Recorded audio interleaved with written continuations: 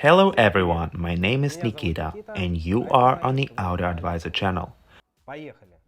Today we will talk with you, as you probably guessed, about disc brakes.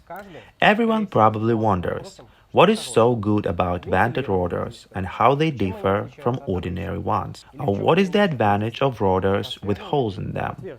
And why price may differ so much? Because nowadays everyone looks at the price and not the characteristics. So let's figure it all out. We all know the basic function and principle of operation of disc brakes. The caliper pushes one or more brake pads, pressing them against the disc. Friction slows the rotation of the shaft to which the brake disc is attached. But despite the fact that the operation of all brake system is built on this single principle, the parts used for the operation can change significantly over time and depending on how you use the vehicle. There are different types of the brake pads, different types of calipers, and the brake disc can also be different. What are these types? First of all, these are solid brake discs. Yeah, such a big boy. The simplest kind of disc you can buy. As the name implies, it's made from a single piece of metal, usually made of cast iron. Nothing remarkable. The simplest design consisting of a rotor and a wheel hub of the disc. Cheap to manufacture, inexpensive to purchase. There is nothing seriously wrong with such discs. On C-class front-wheel drive cars, such discs can sometimes be found on the rear axle. For example, a disc like this, and I mean a real big iron boy, will stop the Land Cruiser at a speed about 200 km per hour due to its huge heat capacity, but then it will dissipate heat for a long time. So, they heat up quickly but cool down slowly. Vented rotors. Probably the most popular type of disc used on today's cars. They have a hollow channel between the inner and outer surfaces. This is a clever way that allows to dissipate more heat, preventing the disc from overheating and increasing pad's life. Initially distinguished only by the presence of these channels, the vented rotors have evolved over the years to improve airflow, and sometimes manufacturers use ventilation technologies with channels that have different shapes and curves. Stop. Before I forget, many of you in the comments ask how to buy a spare part and not run into a fake. Perhaps there is no universal answer to this question, but there are several points that will help you buy exactly the original spare part.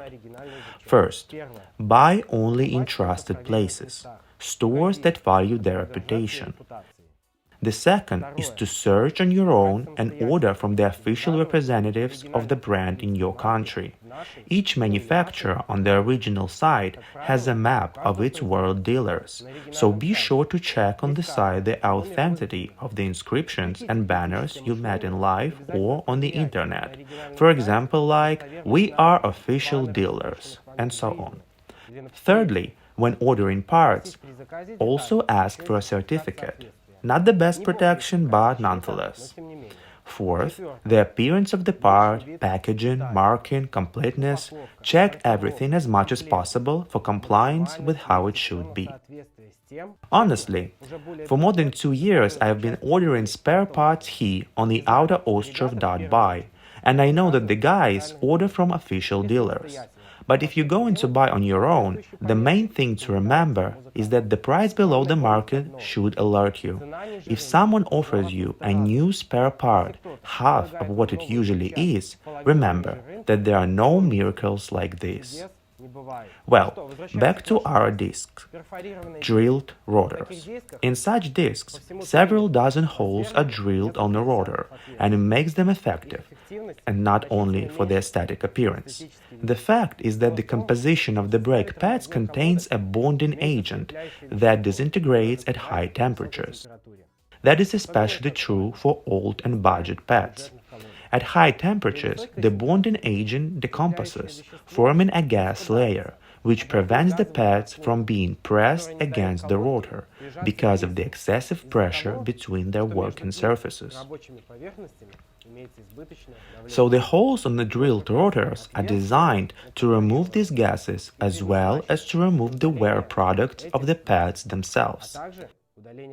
An additional advantage is lower weight compared to a plain rotor. However, there are also negative sides. The accuracy of the disc deteriorates. It's also worth considering that the surface of the brake disc is used as a small radiator, therefore, reducing the contact area of the metal with the surrounding air, you reduce the quality of cooling. Therefore, normally on the road, you probably will not encounter such problems, which is why beautiful holes are still sometimes seen on modern sports cars, where they undoubtedly look just amazing behind large alloy wheels, just like in the old joke. Firstly, it's beautiful. There are also slotted rotors. These slots in the disc try to solve the same problem with the removal of gases, only a little differently. Slots on the surface of the disc allow gases to be removed in a timely manner, but this design has other advantages. The edges of the slots scraping over the surface of the brake pads are able to clean the brake surfaces from dirt. The engagement and contact with the edges of the slots are also increases. The downside is the active wear of the pads. At least fans of the Fast and Furious will appreciate such discs. I will be as subjective as possible. And I will say this, if your car has ordinary vented rotors from the factory, then by installing all this beauty with holes and slots, the only thing you can change is your family budget. Of course, not in a good way.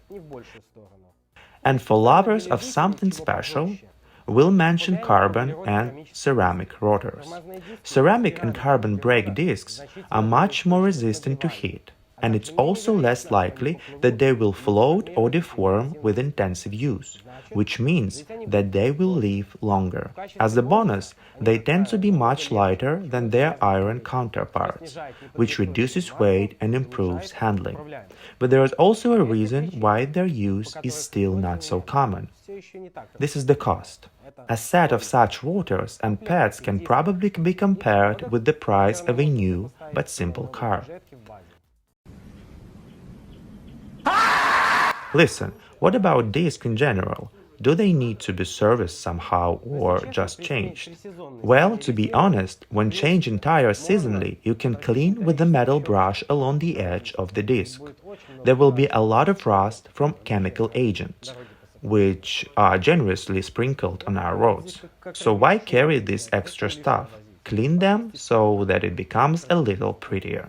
In conclusion, I would like to add this. If your brake seems insufficient to you, first of all, think about how well and how regularly you service them. Watch our last video about servicing the brake system or changing the brake fluid. Remember that you need to take into account the wear of not only the pads, but also the rotor. If everything is fine there, then try to change in the pads or pads and the rotor. Select them carefully and according to reviews. Remember, if you haven't already made any dynamic improvements to your car, increasing the size of the discs and replacing the caliper with 2 or 4 pistons or more will only lead to less money left in your wallet. Yes, before there was such a myth that when you put a spark or mud guards, then the car has at least 10-20 extra horses. Maybe people have such mud guards and the brake system does not hold the car now. In most cases, the standard brake system should be enough for the average driver. And most importantly, the brake system is not only for your safety, but also the safety of other people. So that's all that I wanted to tell you. Thank you for your time. It was the AutoAdviser channel. Like this video and subscribe to our channel. Take care and see you again.